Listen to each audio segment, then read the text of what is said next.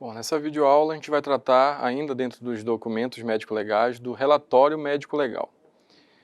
O relatório médico-legal, segundo Flamínio Fávero, é a narração escrita e minuciosa de todas as operações de uma perícia médica, determinada por autoridade policial ou judiciária, ou ainda administrativa, acrescentado esse conceito pelo professor Munhoz, a um ou mais profissionais anteriormente nomeados e compromissados na forma da lei.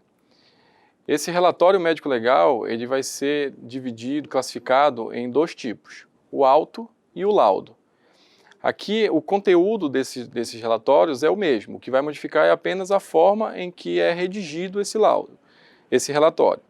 O auto ele é narrado pelo médico perito durante ou logo após o exame pericial, e o laudo ele é redigido pelo próprio perito após a realização de um exame pericial.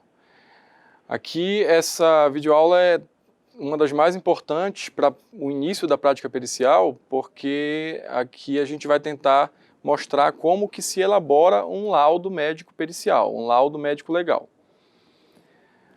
Inicialmente, há alguns pré-requisitos para a elaboração desse laudo, né? Especialmente clareza, objetividade e respaldo técnico. Tá?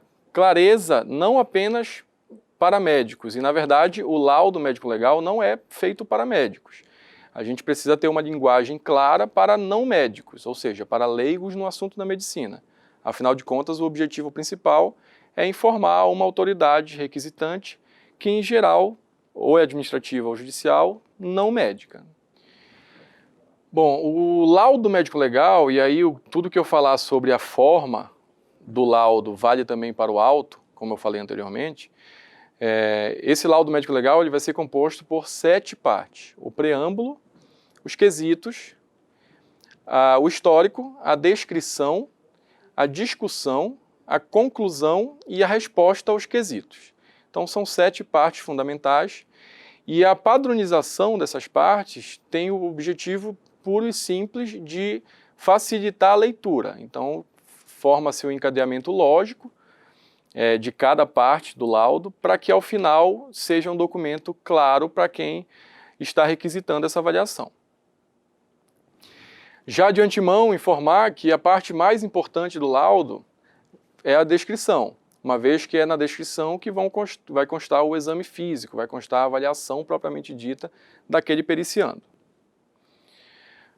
Vamos falar um pouquinho de cada parte do laudo para a gente entender passo a passo como ele vai ser elaborado. O preâmbulo é a parte inicial, é a parte introdutória do laudo médico-legal, e é nessa parte que vão constar data, hora e local da perícia, o tipo de perícia que vai ser realizado, se é uma perícia de lesão corporal, se é uma perícia de avaliação da capacidade laboral. Aqui vai constar a qualificação da autoridade requisitante, quem que solicitou esse exame, quem que solicitou essa perícia, se foi um juiz, a vara em que esse juiz é titular, se foi a autoridade administrativa, se foi o diretor do Instituto Médico Legal. Consta também no preâmbulo a qualificação do próprio perito, tá? E aqui informa-se, por exemplo, o nome completo, o seu registro no Conselho Regional de Medicina, a sua especialidade médica, e a qualificação do periciando, principalmente os dados de identificação, né? Que são o nome completo e algum documento de identidade com foto para que se mostre a identidade daquele indivíduo que está sendo submetido a uma perícia. Tá?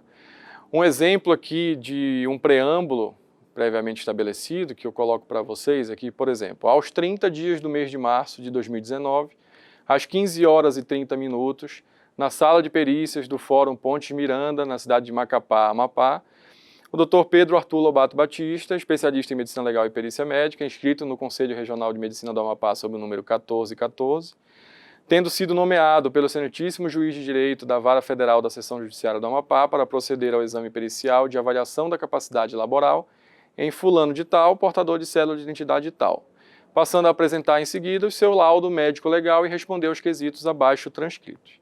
Então aqui um exemplo básico do que é um preâmbulo, tá? Mostrando local, data, hora e local da realização da perícia, qualificação do periciando, qualificação do perito e autoridade requisitante. A segunda parte do laudo são os quesitos. Os quesitos, segundo Carvalho, Hilário Veiga de Carvalho, são a expressão das dúvidas que a justiça deseja que sejam esclarecidas através de determinada perícia. Então, é nos quesitos que vai estar expresso o porquê de estar sendo realizada aquela perícia. Quais as respostas que a autoridade requisitante está querendo do médico perito. Quem que pode formular os quesitos? A autoridade policial, judiciária ou administrativa, ou seja, quem está requisitando a perícia, a promotoria pública, especialmente nos casos criminais, e os advogados das partes também podem apresentar quesitos para serem respondidos pelo perito. Okay? Todos os quesitos devem ser respondidos. E aí, essa resposta tem que ser de modo claro e direto. Um exemplo aqui de quesitos das perícias na esfera criminal, que são perícias que geralmente têm quesitos oficiais, né, quesitos padronizados. Bom, quesito 1, quesitos aqui de lesões corporais, por exemplo. A ofensa à integridade corporal ou à saúde corporal do examinado. O quesito 2, qual o instrumento ou meio que a produziu? E daí por diante. A terceira parte do laudo é o histórico. E aqui o histórico é onde eu vou conter as informações advindas de diversas fontes. Seja a autoridade que requeriu o exame, documentos que estejam anexos aos autos, né, do processo, documentos de outros profissionais, médicos ou não médicos, que estejam também anexos aos autos ou levados à perícia pelo próprio periciando. O prontuário médico é uma fonte fundamental dentro do histórico, especialmente nos casos de avaliação de capacidade laboral e avaliação, por exemplo, de responsabilidade civil do médico em caso de alegado erro médico. E uma parte que é a parte da entrevista com o periciando, o relato do periciando, que a gente chama de anamnese pericial. E aqui, especificamente nos casos de avaliação de capacidade laboral para fins de benefício previdenciário, ganha muita importância o histórico ocupacional e dos afastamentos anteriores. Eu costumo orientar na parte do histórico que esse histórico seja dividido em subitens, né? Então, item 1, histórico, e aí eu subdividia. O histórico da petição inicial, que é a visão do advogado, do autor da ação. O histórico da contestação, que é a visão do advogado da parte requerida, né, do réu. A transcrição de documentos médicos mais importantes para o esclarecimento das questões impostas na lide, né?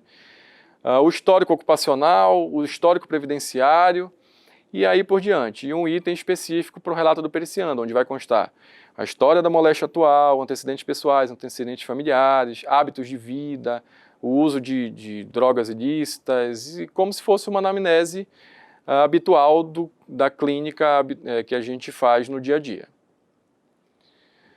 A quarta parte do laudo é a descrição e, como eu já falei anteriormente, é a parte mais importante do laudo.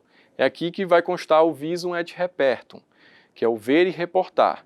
Tudo aquilo que eu constatar durante o exame eu vou informar no laudo nessa parte do laudo, que é a descrição.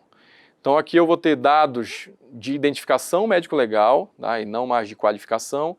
Então eu vou ter sexo, cor, estatura, peso, compleição física, cicatrizes, etc.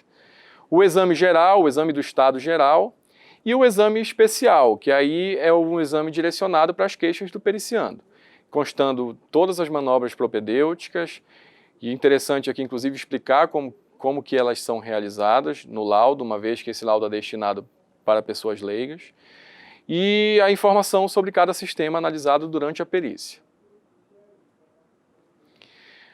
A quinta parte do laudo é a discussão, e aqui vão constar, na discussão vai ter, eu vou avaliar, eu vou cotejar as alterações constatadas em exame físico com o histórico que foi apresentado, seja por documentos ou seja pelo relato do periciando, e uma revisão da literatura especializada sobre o tema que está sendo avaliado.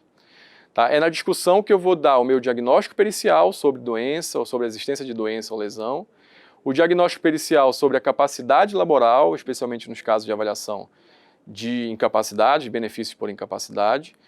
Aqui eu vou avaliar também o nexo ocupacional, expondo claramente como que eu cheguei a essa conclusão e mostrar, através da literatura, o que é que a comunidade científica informa sobre as questões que estão em avaliação. Esse é o campo do laudo que é para explicar e embasar como que o perito chegou à conclusão. Então, é nesse campo que eu vou ter um encadeamento lógico que leva inevitavelmente a uma conclusão específica. Eu preciso ler a discussão e já prever o que está escrito na conclusão, que é a outra parte, a sexta parte do laudo, que é a conclusão, né? Que é a dedução sintética natural da discussão elaborada. Então, na verdade, aqui eu vou resumir os achados de todo o exame pericial. Um exemplo, é sempre importante a gente expor essa conclusão de forma direta e clara. Um exemplo que eu coloquei para vocês é que a partir o texto ipsis literis, né? A partir do exame pericial realizado, conclui-se que, e aí é importante dividir em itens também cada conclusão a que se chegou. Então, item A, o periciando é portador de lombalgia crônica. Item B, a doença apresentada não tem relação com sua atividade laboral. Item C, ao exame físico não foram constatadas repercussões funcionais da sua doença de base, não havendo, portanto, incapacidade laboral. Então, assim, demonstrando de modo claro as conclusões a que se chega quando da realização da perícia. E a última parte do laudo, que é a resposta aos quesitos, que devem ser diretas, preferencialmente monossilábicas e de modo claro. Aqui não cabem explicações. Se a gente precisar explicar alguma condição, a gente deve explicar isso na discussão e, se for o caso, durante a resposta aos quesitos, fazer a referência do tópico do laudo em que está constada essa informação, essa explicação. Tá? Aqui há duas questões importantes que a gente vê na prática pericial, que é a resposta prejudicado para alguns quesitos. Muita gente se utiliza de modo errado desse termo, né, prejudicado, e a gente entende que responder prejudicados, a gente responde prejudicado quando o quesito que a gente está respondendo depende de um quesito anterior. Exemplificando para ficar mais claro. Os casos de lesão corporal. No primeiro quesito, em que a pergunta é a ofensa à integridade corporal ou à saúde do examinado, se eu respondo não para esse quesito, todos os demais quesitos que vêm abaixo, eles se tornam prejudicados, porque eles dependem da existência de uma lesão. Se eu respondi no primeiro quesito que não há lesão, nos demais quesitos eu vou responder que esse quesito está prejudicado. O que é diferente de situações em que eu não consigo responder, eu não tenho elementos para responder determinada pergunta. Lugares onde o acesso à saúde é difícil, e aí eu tenho escassez de documento, avaliação, por exemplo, da data do início da doença em doenças crônico-degenerativas, em que essas doenças ocorrem de modo paulatino, fica difícil da gente dizer com precisão a data do início da doença. Então eu vou responder para um quesito que pergunte sobre a data do início da doença, que eu não tenho elementos para responder esse quesito. E, se for o caso, responder que foi solicitado documento médico para que seja esclarecida esse questionamento. O laudo médico pericial ele tem algumas regulamentações quanto ao conteúdo, especialmente o novo Código de Processo Civil, no artigo 473, em que que o laudo pericial deve constar esses tópicos, né? Primeiro, a exposição do objeto da perícia, a análise técnica ou científica realizada pelo perito, a indicação do método utilizado, demonstrando ser predominantemente aceito pelos especialistas na área em questão. Eu preciso ter nesse laudo respostas conclusivas a todos os quesitos, que eu já tinha falado anteriormente, todos os quesitos deverão ser respondidos.